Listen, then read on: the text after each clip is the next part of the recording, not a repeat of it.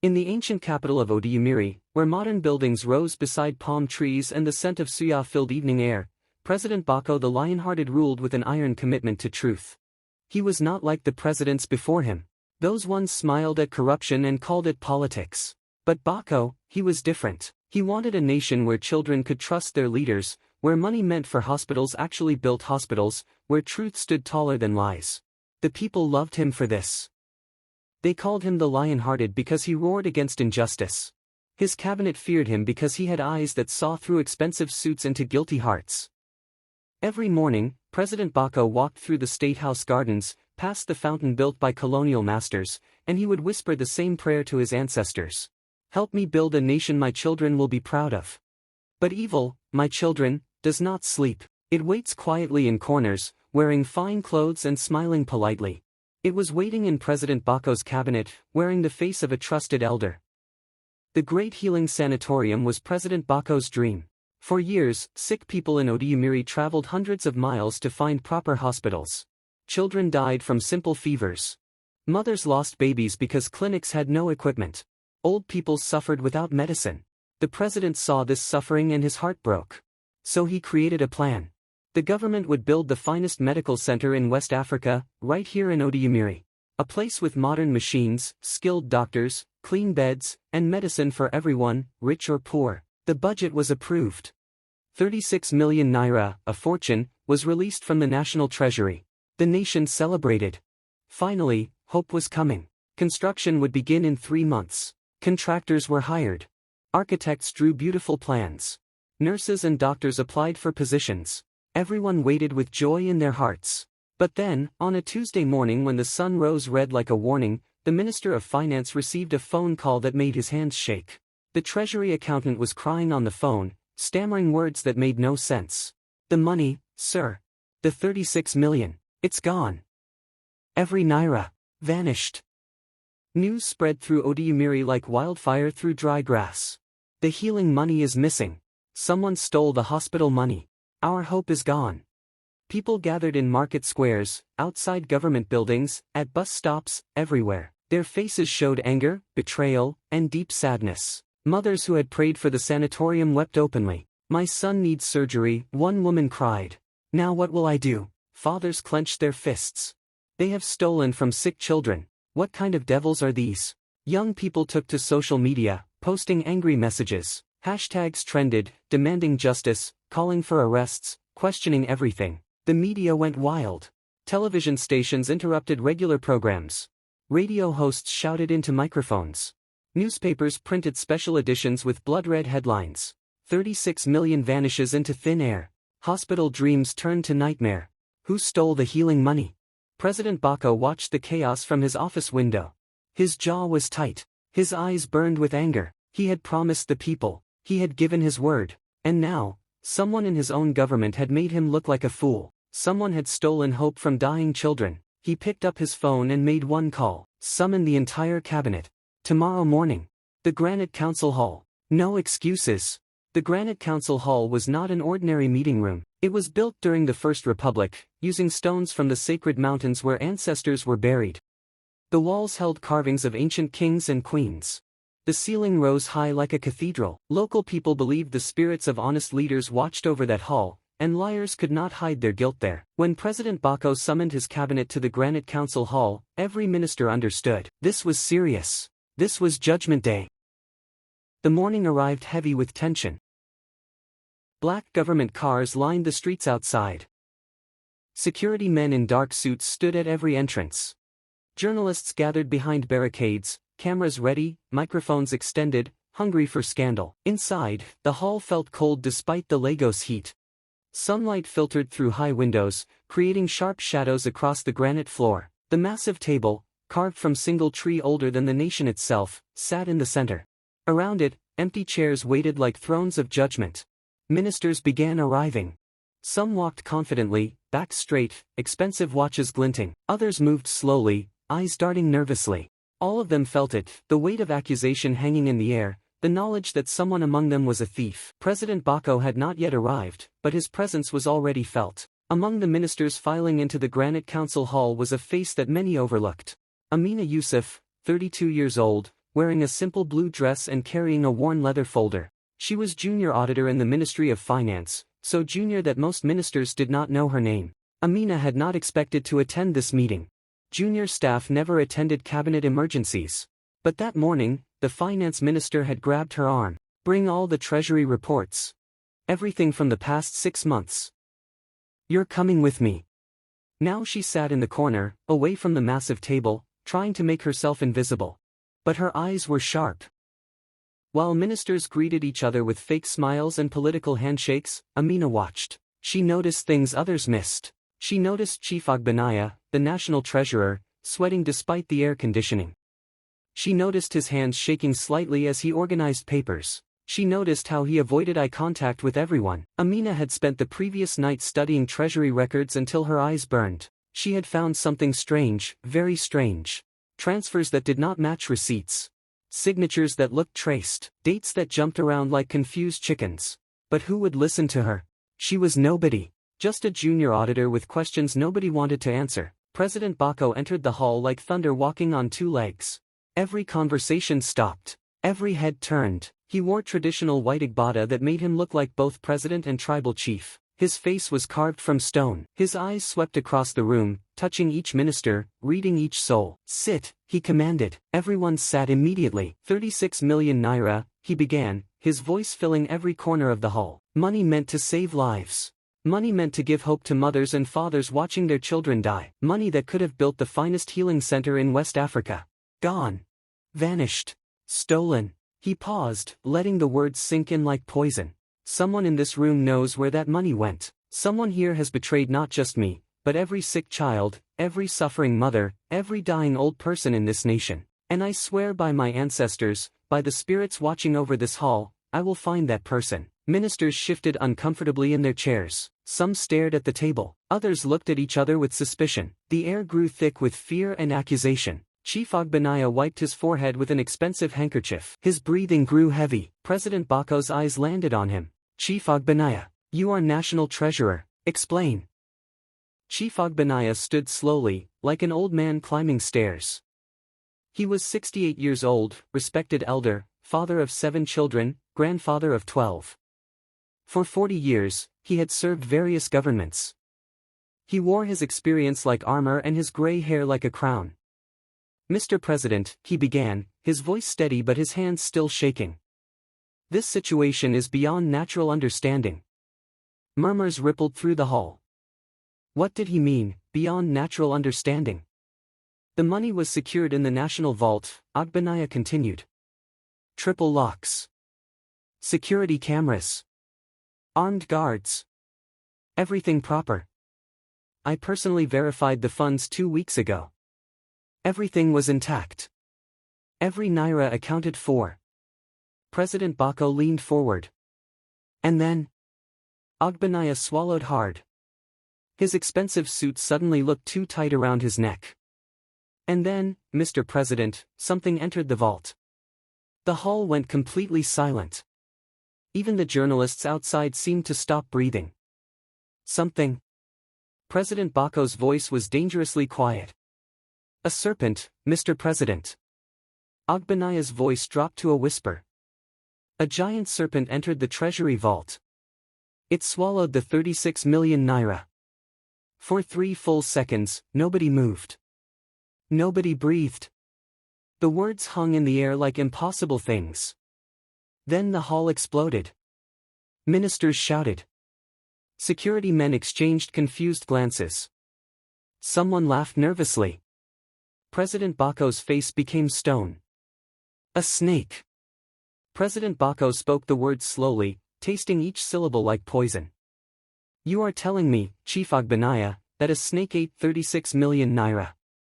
"Yes, Mr. President."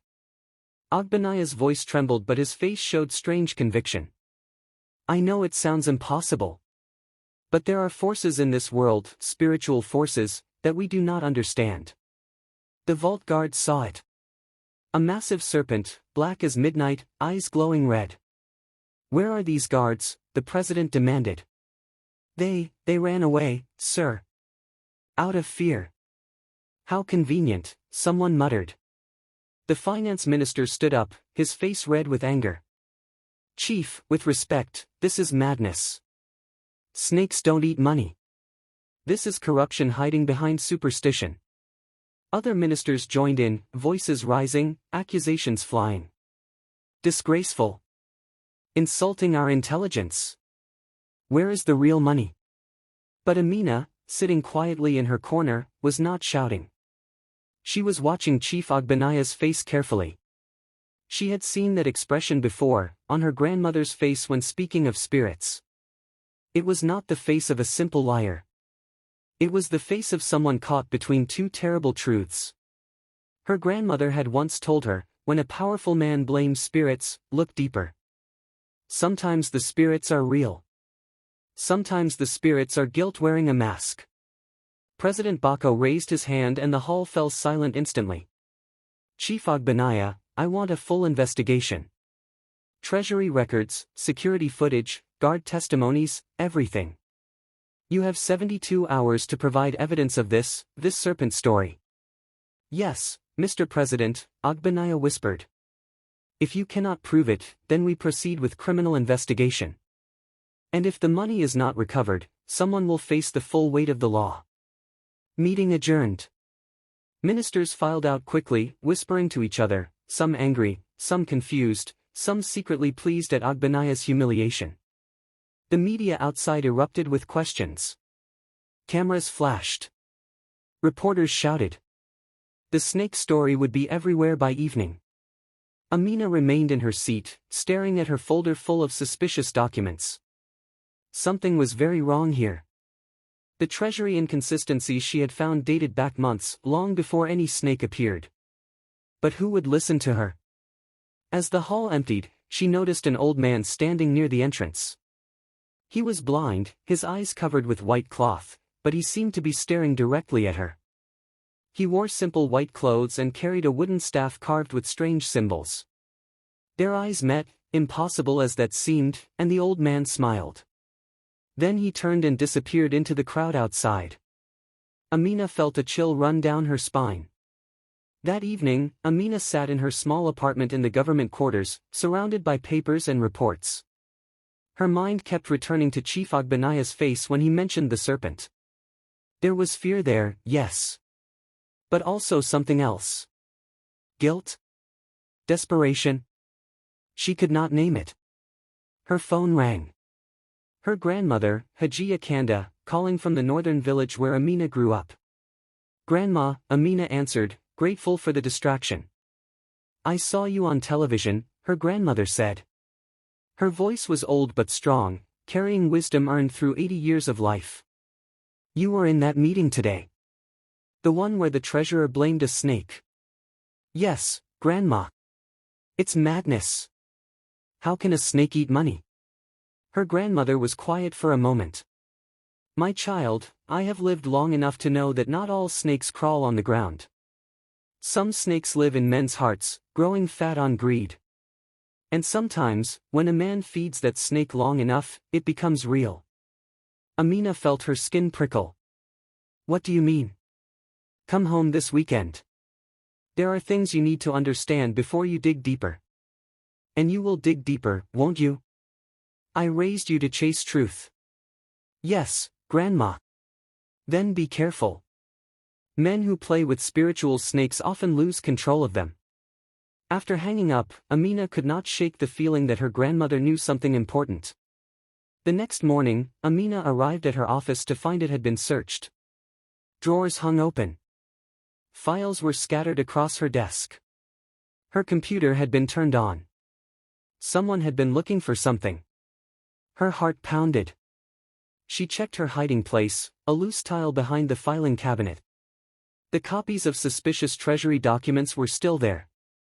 She had hidden them well. Who had searched her office?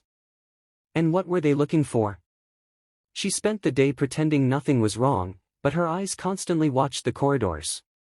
She noticed Chief Ogbanaya meeting privately with the security minister. She saw worried faces everywhere.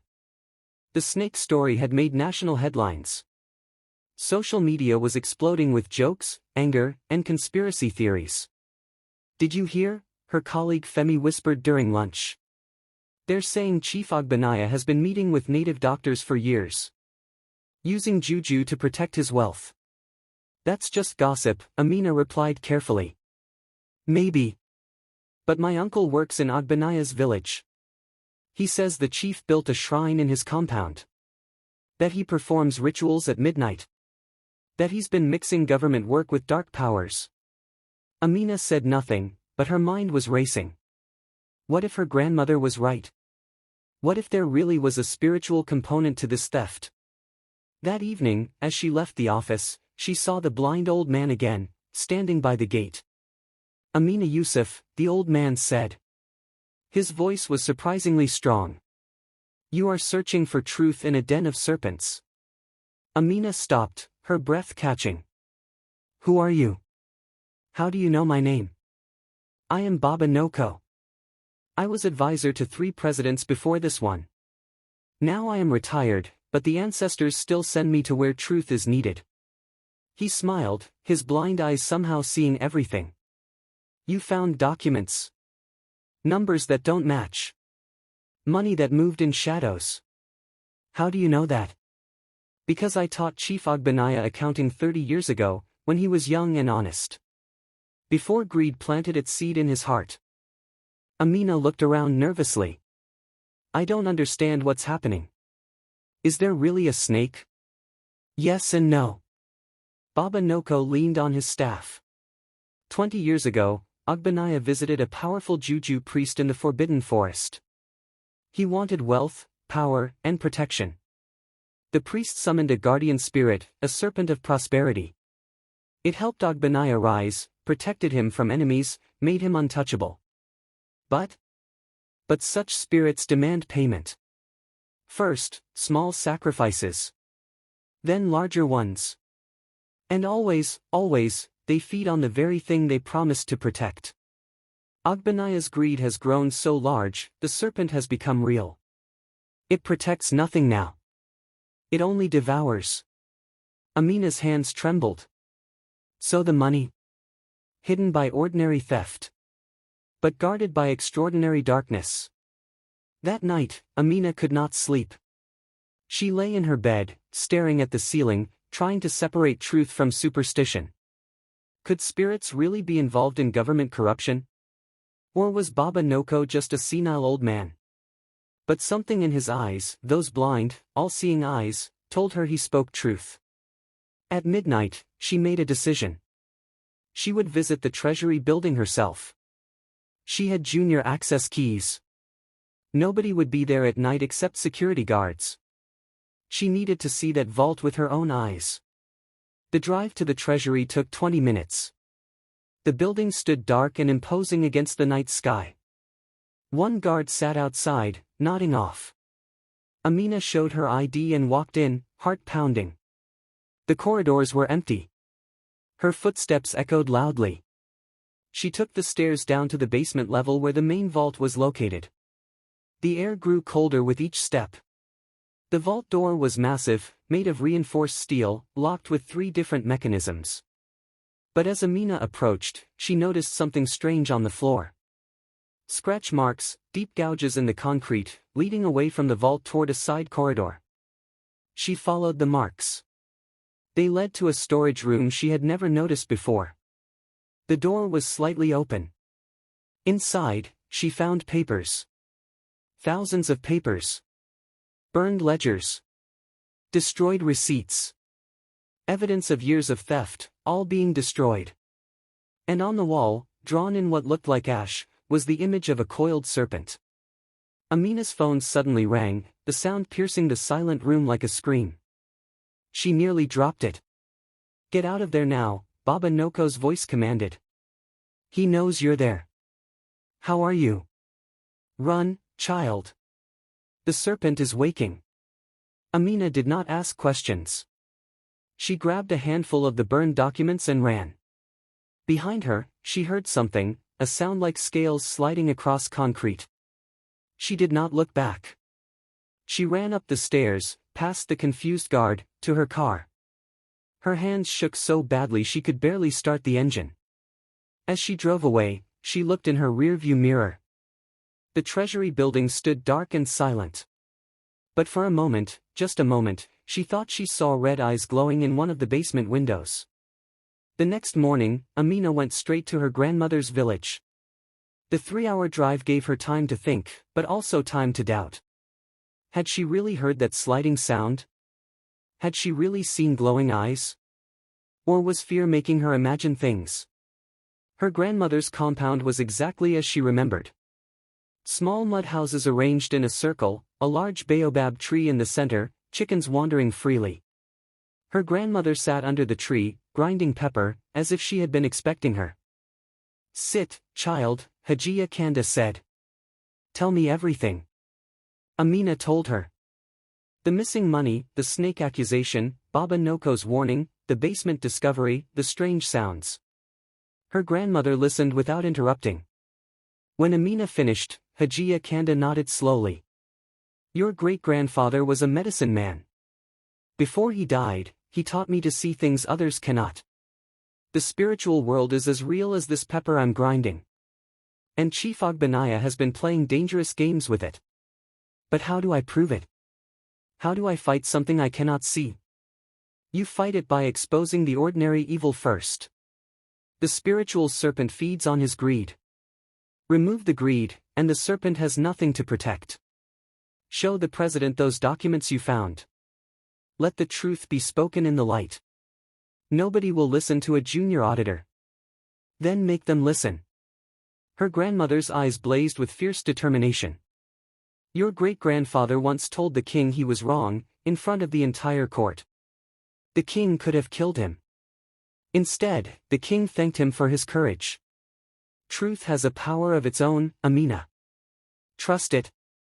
Amina spent the weekend in the village, gathering strength. Her grandmother gave her a small leather pouch. "Wear this around your neck. It contains nothing magical.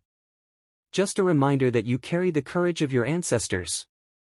On Sunday evening, Amina drove back to Odiyumiri. She had made her decision. Tomorrow, she would request a private meeting with President Bako. She would show him everything. And if he refused to see her, she would find another way. Because 36 million naira meant hospitals for sick children. And that was worth risking everything. Monday morning arrived with heavy clouds promising rain. Amina dressed carefully in her best suit, the leather pouch hidden under her blouse. She carried her folder of evidence, now organized and documented. She had stayed up all night creating a clear presentation of the treasury fraud. The finance minister arrived at the office looking exhausted. "Amina, I need those reconciliation reports," he said without looking at her. "Sir, I need to speak with you about Chief Ogbenaya." He waved dismissively. "Not now. The president has ordered a full audit. We're all under pressure."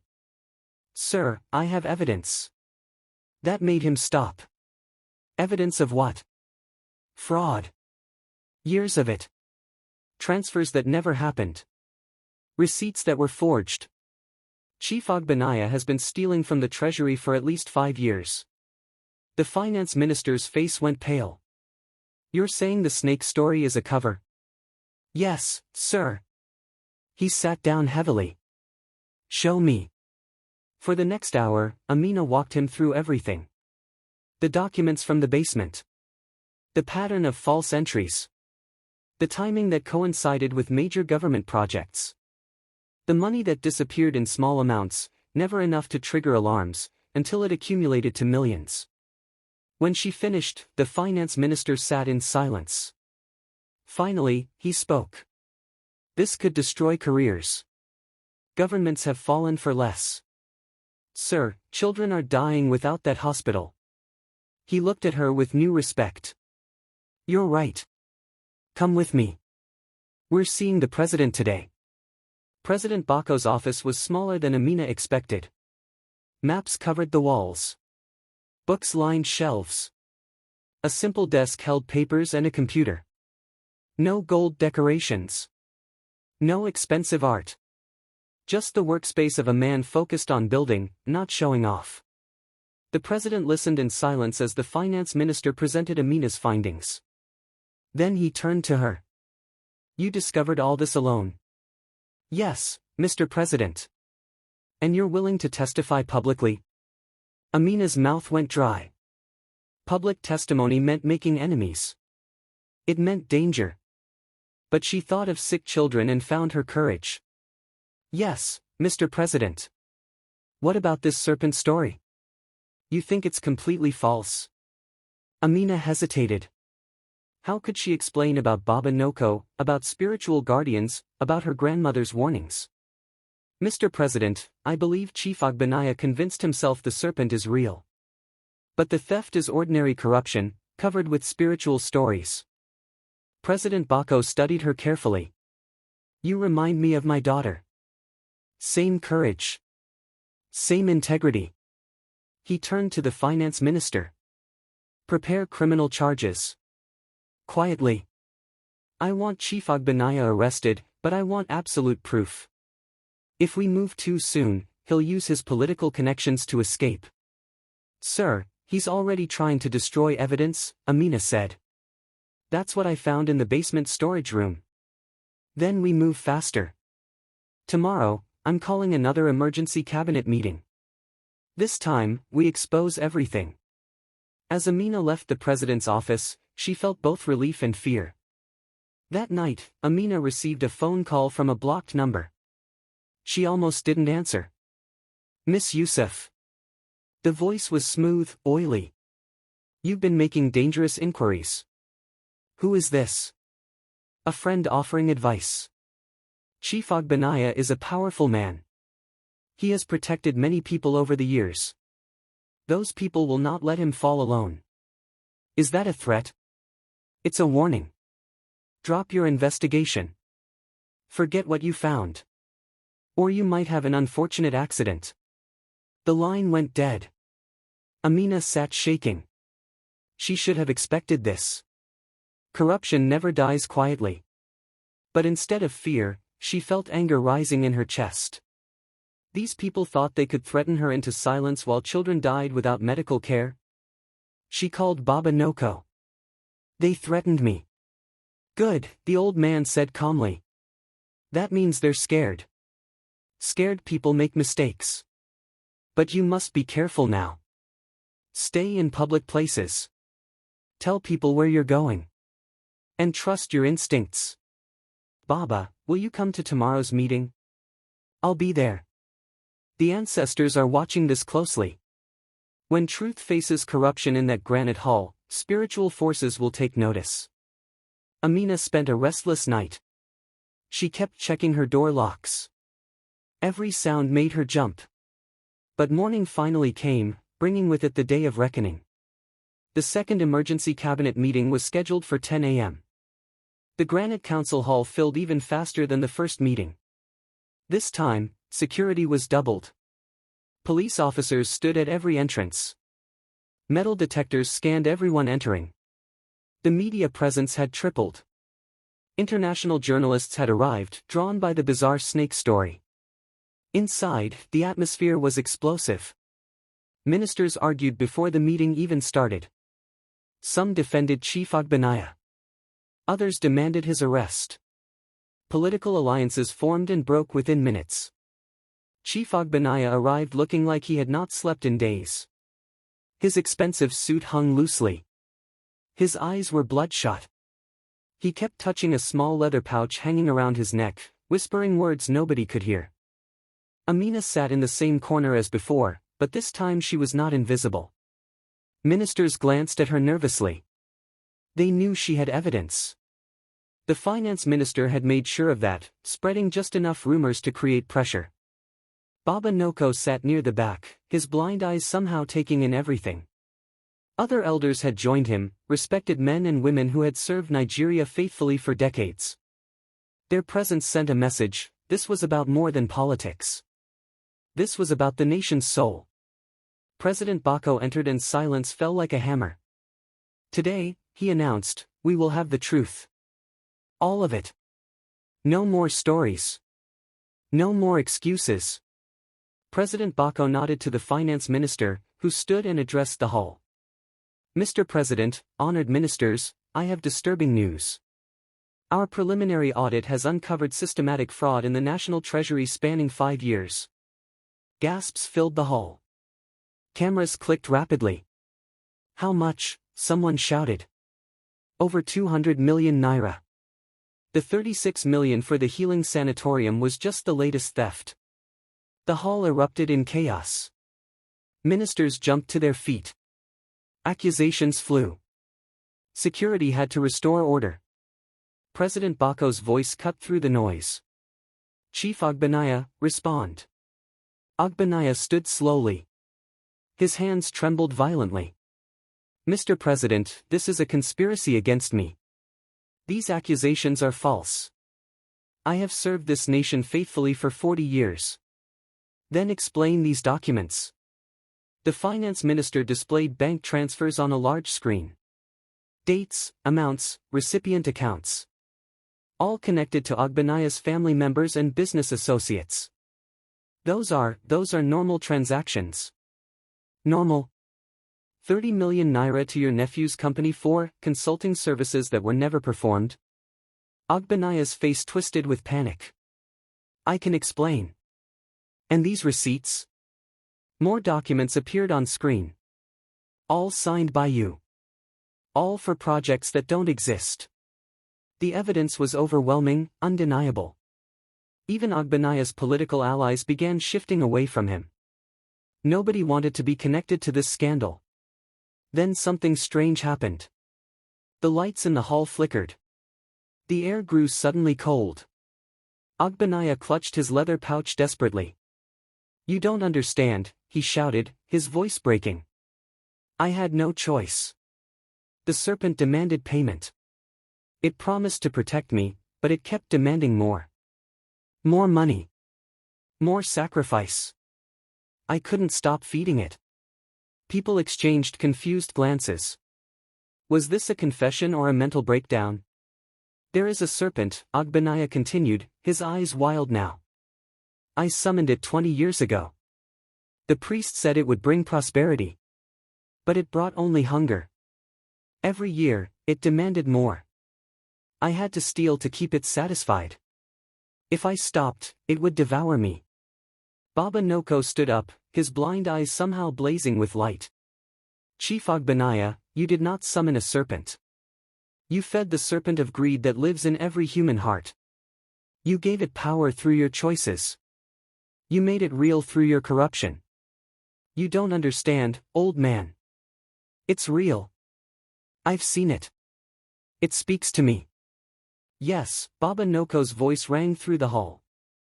It became real because you believed in it more than you believed in honor. You worshipped money more than integrity. You fed evil until it grew strong enough to control you. The temperature in the hall dropped further. Several ministers looked around nervously. Even skeptics felt something unnatural in the air. Ogbenaya fell to his knees. Please. Someone help me. It's here. It's always here. President Bako stood, his presence commanding attention. Enough. Chief Ogbenaya, whether your serpent is real or imagined, your crimes are documented fact. You stole from sick children. You betrayed your nation. You corrupted everything you touched. Mr. President, please. Security, arrest this man. As security officers moved forward, Ogbenaya screamed. No. You don't understand. If you arrest me, it will be free. The serpent will find someone else. But nobody was listening anymore. The officers took his arms, preparing to lead him away. Then, just as they touched him, Ogbenaya's face changed. The fear left his eyes, replaced by something else. Something cold and ancient. He smiled, a terrible smile that didn't belong on a human face. You think you've won? The voice that came from his mouth was not quite his own. Greed never dies. It only changes hosts. One of you will feed me next. The lights went completely out. In the darkness, people heard a sound. Like scales sliding across stone. Like something massive moving through the hall. Someone screamed. Others prayed. When the lights came back on 3 seconds later, Agbanaya had collapsed. His body was alive but his eyes were empty. The leather pouch around his neck had burned away, leaving a mark on his skin, a brand shaped like a coiled serpent. Doctors rushed forward. His pulse was strong but he was unconscious. In the chaos that followed, Amina found herself standing next to Baba Noko. "What happened?" she whispered. "Justice," the old man replied. The spiritual serpent he created through years of greed finally consumed him. Not his body, but his power. His influence. His corrupt legacy. He will live, but he will never again hold authority. The serpent of greed has taken its final payment. Medical teams carried Agbanaya away. He would wake up hours later with no memory of the past 20 years. His family would claim he had a stroke. Doctors would find no explanation for his condition. But everyone in that hall knew they had witnessed something beyond normal understanding. The rational and the spiritual had collided, and neither side could deny what they felt. President Bako addressed the stunned cabinet. "Let this be a lesson to everyone here. Corruption is not just breaking rules. It's a spiritual disease. It feeds on our souls until we become its servants. Today we saw what happens when that disease runs its full course." He turned to Amina. "Miss Yusuf, your courage has saved this nation from falling deeper into darkness.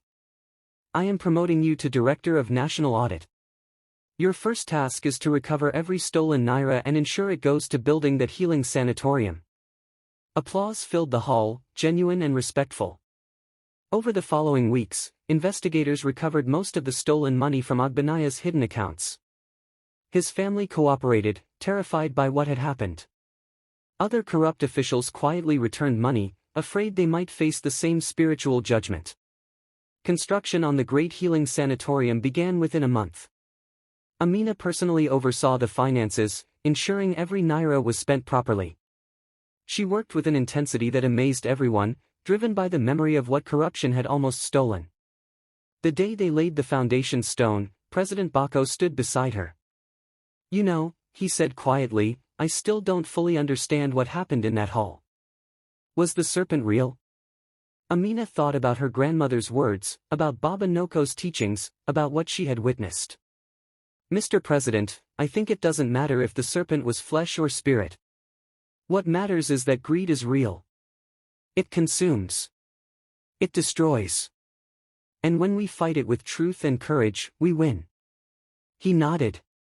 Wise words from one so young. The sanatorium opened 1 year later.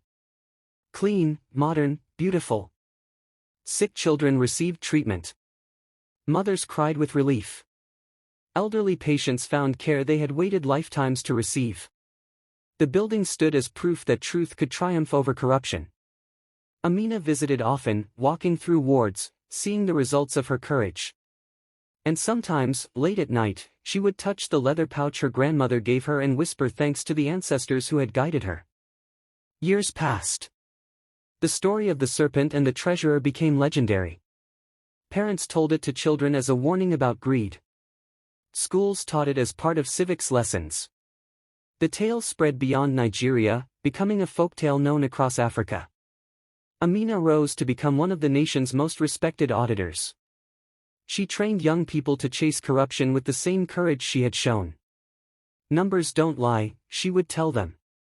But humans do. Your job is to find the truth hiding behind the lies. Baba Noko retired completely, spending his final years teaching wisdom to anyone who would listen. Before he died, he told Amina,